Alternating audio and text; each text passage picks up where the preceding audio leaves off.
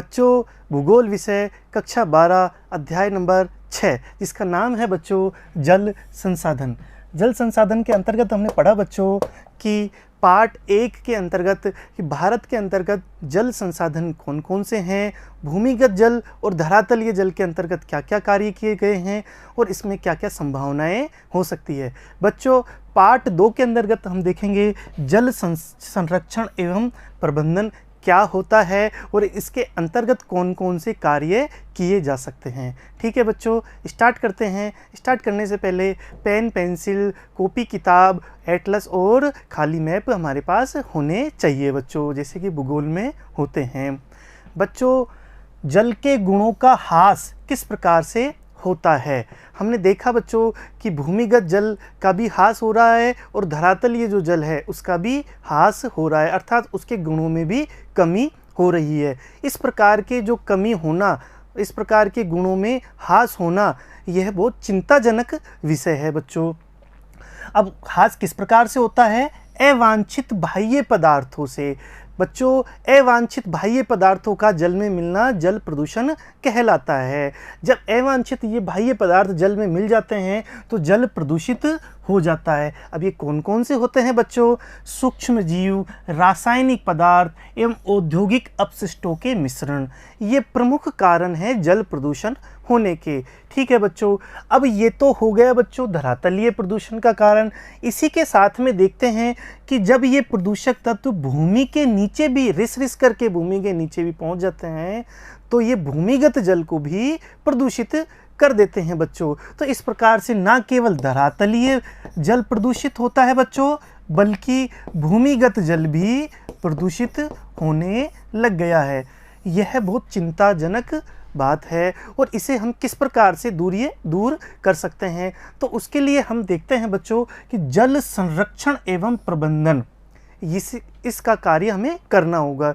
जल प्रदूषण को रोकने के लिए जल संरक्षण एवं प्रबंधन का कार्य करना होगा बच्चों। अब ये क्या होता है? इसके अंतर्गत ना केवल जल का संरक्षण करना होगा बल्कि उसका समुचित रूप से प्रबंधन भी करना होगा, जिससे कि ये जो जल है, हालांकि बच्चों हम जानते हैं कि जल कैसा चक्रीय है। ये कैसा है बच्चों? चक्रीय अवस्था में पाया जाता है। ठीक है, चक्रीय अवस्था क्या होती है? हमने पिछली क्लास में आपको बताया था कि किस प्रकार से महासागर और सागरों से जल वाष्प बन करके और बादल बन करके एक जगह से दूसरी जगह जाना और फिर अंतिम रूप से वो धरातल पर बह करके महासागर या सागरों में आ जाना। इस प्रकार से एक समुचित चक्र की अवस्था बन जाती है, एक साइकिल बन जाता है, जिसे हम कहते हैं चक्रीय अवस्था। ठीक है बच्चों, तो यहाँ पर हमने देखा कि जो चक्रीय अवस्था थी, ठीक है, ये जो चक्र था, जो साइकिल थी, इसमें डिस्टर्बेंस आने के कारण, इसमें समस्या आने के कारण ही जल की समस्या उत्पन्न होती है।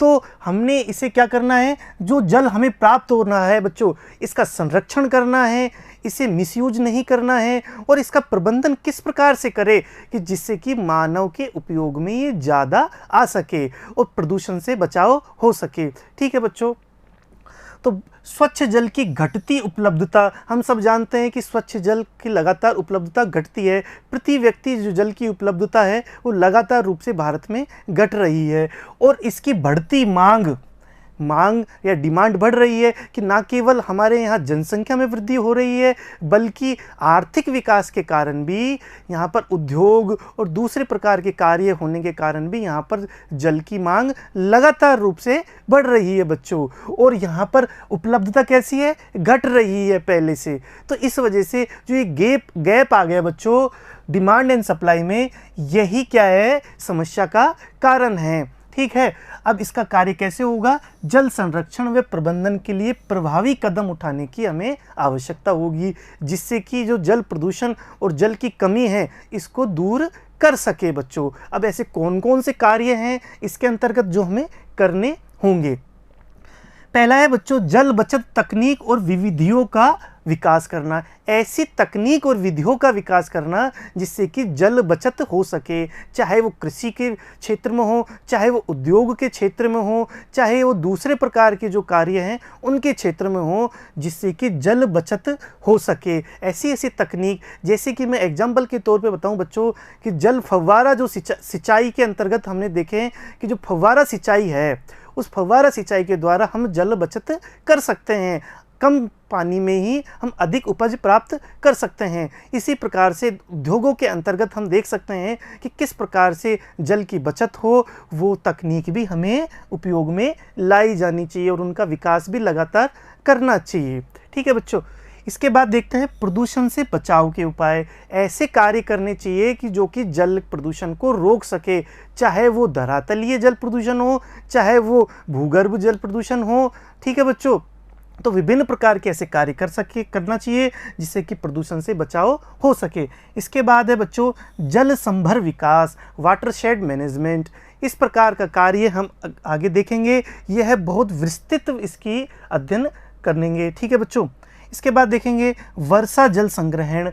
वर्षा का जो जल है, हम सब जानते हैं कि वर्षा का जो जल है भारत में 4000 घन किलोमीटर वर्षा जल प्राप्त होता है। इतनी बड़ी तादाद में वर्षा जल प्राप्त होता है, लेकिन हम जानते हैं बच्चों कि कुछ महीनों के मानसून में ही हमें ये प्राप्त होता है, बाकी के समय में यह प्राप्त ना के बराबर होता है, अर्थात बहुत कम मात्रा में मिलता है। तो इस अथाह जो जल की राशि है, इस अथाह जल राशि को किस प्रकार से संग्रह कर सके, हम पुरातन तकनीकों के द्वारा अथवा नई नई विकसित की गई तकनीकों के द्वारा किस प्रकार से वर्षा जल का संग्रहण कर सके, इस पर भी हमें कार्य करना होगा।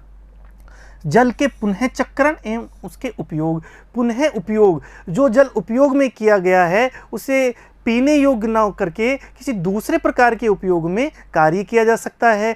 तो हमें साफ जल जो पहले यूज में आ रहा था, उस साफ जल की जगह पुनः चक्रण या पुनः उपयोग में भी इस कार्य को करके जल को बचाया जा सकता है। तो इस प्रकार के विभिन्न कार्य यदि हम करेंगे तो जल संरक्षण होगा और उसका प्रबंधन अच्छे से हो पाएगा। ठीक है बच्चों, इसके बाद देखते हैं बच्चों हम कि जल प्रदूषण का निवारण किस प्रकार से होगा या कौन कौन इसका निवारण करता है।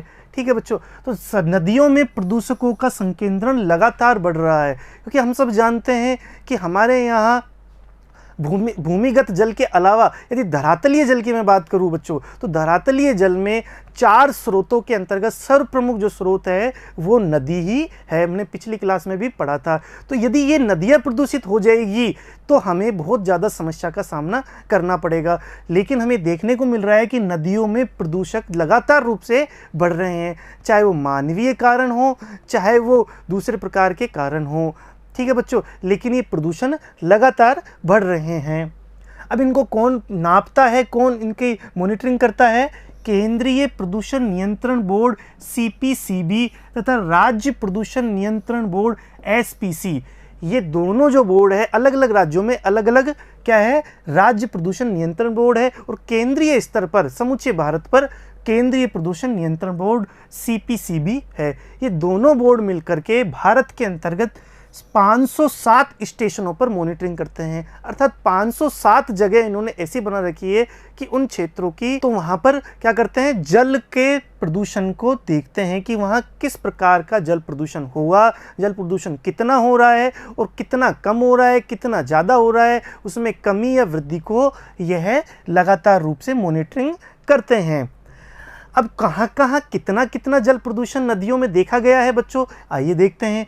दिल्ली व इटावा के मध्य यमुना नदी पर सर्वाधिक जल प्रदूषित है। भारत के अंतर्गत यमुना नदी सर्वाधिक प्रदूषित है। कहाँ पर? दिल्ली और इटावा के मध्य। ठीक है बच्चों, क्योंकि यहाँ पर विभिन्न कल कारखाने हैं और इन कल कारखानों से निकला हुआ जो जल है या फिर औद्योगिक अपशिष्ट है वो इन नदियों में मिला दी जाती है। इसलिए कई बार देखने को मिलता है कि यमुना नदी यहाँ पर काले रंग में दिखती है या फिर झाग इसमें दिखाई देते हैं। हमें विभिन्न प्रकार के पत्र पत्रिकाओं के द्वारा भी यह देखने को मिलता है बच्चों। इसके बाद अहमदाबाद में साबरमती नदी, अहमदाबाद में भी बहुत ज़्यादा मात्रा में कल कारखाने हैं बच्चों, इस वजह से वहाँ पर साबरमती नदी प्रदूषित पाई जाती है। लखनऊ में गोमती नदी, मदुरई में काली व अड़ियार नदी, कानपुर व वाराणसी में गंगा नदी। ठीक है बच्चों, तो गंगा नदी कानपुर और वाराणसी के आसपास के जो क्षेत्र है बच्चों, वहाँ पर प्रदूषित पाई गई है। तो इस प्रकार से विभिन्न नदी और उनके जो पास में पाए गए जो नगर हैं उनके कारण प्रदूषित हो रही है। ये हमें देखने का विषय है, बहुत ही चिंताजनक एक बात है और सरकार लगातार इस पर कार्य कर रही है। ठीक है बच्चों, लेकिन फिर भी जन चेतना और जन जागरूकता कार्य करने पर ये इनको कम किया जा सकता है। इसके बाद देखते हैं बच्चों, वैधानिक व्यवस्था किस प्रकार की है। आखिर कौन कौन से कानून बनाए गए हैं जिनके आधार पर जल प्रदूषण को रोका जाए। पहला है जल अधिनियम 1974, दूसरा है जल उपकर अधिनियम 1977, तीसरा है पर्यावरण सुरक्षा अधिनियम 1986। बच्चों, इस प्रकार के कानून बना दिए गए हैं, लेकिन जन चेतना का अभाव, लोग कम जागरूक है जल प्रदूषण के प्रति। साथ ही ये कानून बनने के बाद इनकी क्रियान्विति का जो अवसर आता है, वहाँ पर ढिलाई होने के कारण, वहाँ पर सख्ती नहीं होने के कारण भी जल प्रदूषित होता है। तो हमें क्या करना है, इन कानूनों के तहत जल प्रदूषित करने वाले जो कारक हैं उनको सख्ती से पेश आना होगा। ठीक है बच्चों, इसके बाद देखते हैं कि जल का पुनः चक्र और पुनः उपयोग किस प्रकार से किया जा सकता है। आखिर ऐसे किस तरीके से कौन कौन से कार्य हैं जो कि पुनः चक्र और पुनः उपयोग में लाया जा सकता है जल को।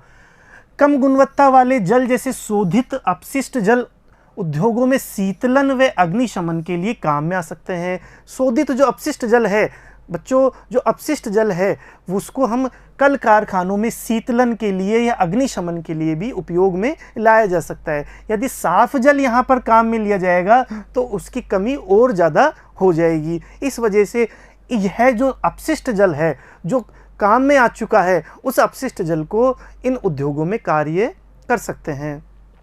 दूसरा, नगरीय क्षेत्रों में स्नान, बर्तन धोने और मोटर गाड़ियों के सफाई में जो प्रयुक्त जल है उसको हम बागवानी के उपयोग में ला सकते हैं। तो इस प्रकार से कार्य और भी विभिन्न प्रकार के जो कार्य है बच्चों, ये कार्य करने से हमें क्या आएगा, पुनः चक्र प्राप्त होगा। तो जल जो उपयोग में लिया जा चुका है उसके दूसरे प्रकार के उपयोग में, चाहे वो उद्योगों में हो चाहे वो बागवानी में हो, इस प्रकार के कार्य करने से हमें जल का जो स्वच्छ जल है, जो साफ जल है, उसका जो उपयोग है उसको हम कम कर सकते हैं, जिससे कि पेयजल की जो समस्या है उसको हम कम कर सके। ठीक है बच्चों, इसके बाद देखते हैं कि जल संभर प्रबंधन क्या है।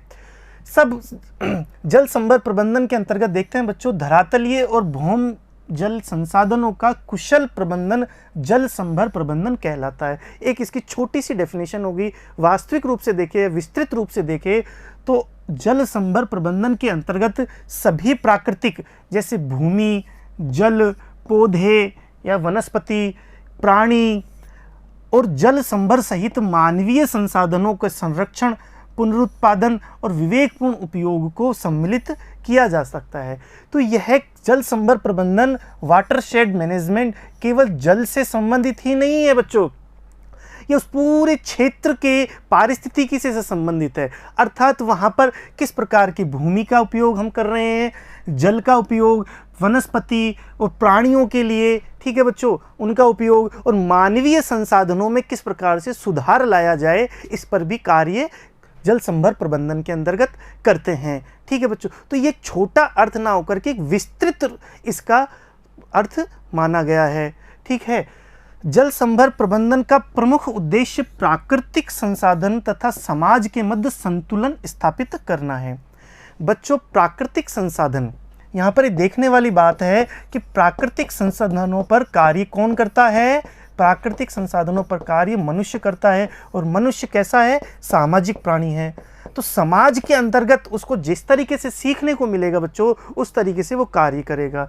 तो इन दोनों के मध्य, प्राकृतिक संसाधन और समाज के अंतर्गत यदि संतुलन स्थापित किया जाएगा तो वो कार्य किस में किया जाएगा, जल संभर प्रबंधन में किया जाएगा। बच्चों, इसके अलावा मैं एक बात और बताऊं आपको कि जल संभर प्रबंधन, वाटरशेड जो मैनेजमेंट है उसके अंतर्गत, वाटरशेड मैनेजमेंट के अंतर्गत बच्चों दो प्रकार के अप्रोच की जाती है। वाटरशेड मैनेजमेंट में एक तो ज्योग्राफिकली या भौगोलिक रूप से कि वो किस प्रकार के भौगोलिक क्षेत्र में है, वहाँ का क्षेत्र किस प्रकार से है, वहाँ के मानवीय संसाधन और प्राकृतिक संसाधन किस प्रकार के हैं। प्राकृतिक संसाधनों में जल संसाधन, मृदा संसाधन, ठीक है बच्चों। इसके अलावा वहाँ पर पौधे, वनस्पति या प्राणी किस प्रकार के हैं, जीव जंतु किस प्रकार के हैं, तो सभी चीज़ें भौगोलिक अप्रोच में आ जाते हैं, ठीक है बच्चों, ज्योग्राफिकल अप्रोच में। साथ में सोशल अप्रोच, सामाजिक